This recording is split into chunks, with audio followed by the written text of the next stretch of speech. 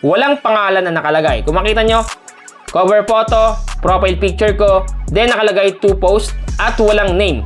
So naging invisible name talaga yung name ko dito sa Facebook account ko. So mga ka-MyTech, ituturo ko sa inyo ngayon kung paano mag-invisible name sa Facebook ngayong 2026. Kasi nga may nagtatanong sa akin paano nga daw ginagawa yung invisible name na hindi nakikita yung pangalan at kung paano nga ba step by step gawin. So take doon nga pala, magiging invisible name lang ang inyong name sa Facebook once na nag-open ka sa Facebook Lite. Pero kung sa Facebook Blue naman na application, is lalabas symbols lang. Pero ang importante nun is hindi kayo masa-search once na gusto kayo i-search ng kahit sino man. So eto na yun. So bago ang lahat mga ka-MyTech, ito pala yung ating FB page. Yan yung MindTech PH. So sa mga hindi pa naka-follow sa ating bagong FB page, i-follow nyo na ako ngayon. Punta kayo sa Facebook, search nyo MindTech PH at i-follow nyo. At titingnan ko kung sino yung nag-follow at magme-message ako sa inyo. Siyempre una, pumunta lang kayo sa inyong Facebook account. Okay? So punta tayo sa Facebook app. Click natin itong Facebook. So una natin gagawin is i-click lang natin itong tatlong guhit sa may bandang kaliwa. So ito yun. Click lang natin itong tatlong guhit na yan. Once na maklik mo na yan, dito kayo mapupunta. Sunod natin gagawin is swipe up lang natin. Swipe up.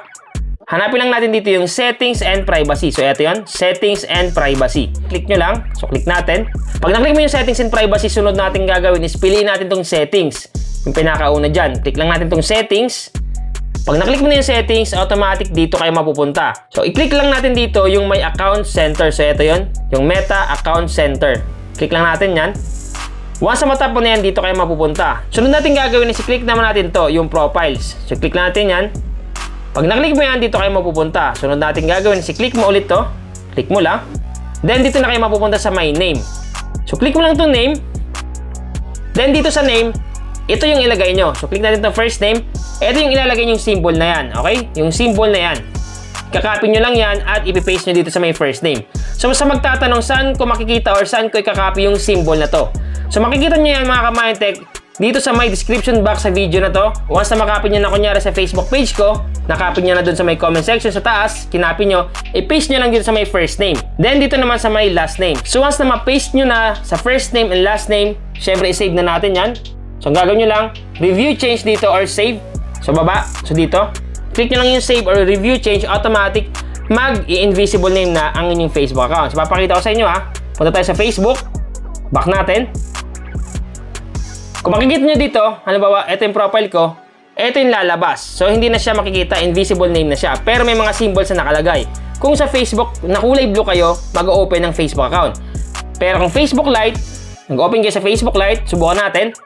Dito nyo masasabi na nagiging invisible name. Kasi nga sa Facebook Lite, walang pangalan na nakalagay. Kung makita nyo, cover photo, profile picture ko, then nakalagay to post, at walang name.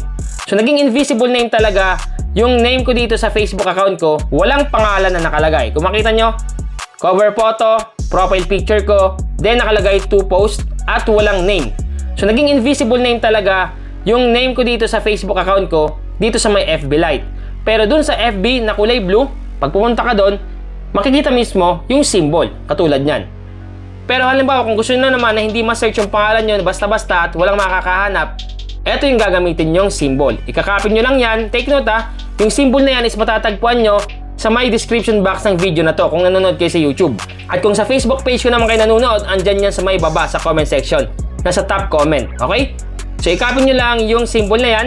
Then i-paste nyo sa first name dun sa tinuro ko kanina at sa last name. At i-save nyo. Automatic magiging invisible name yung name nyo sa Facebook Lite. At magiging symbols naman lalabas sa may Facebook na kulay blue. So sana nakatulong tong vlog ko ngayon. Once again, MyTech PH, thank you and God bless all.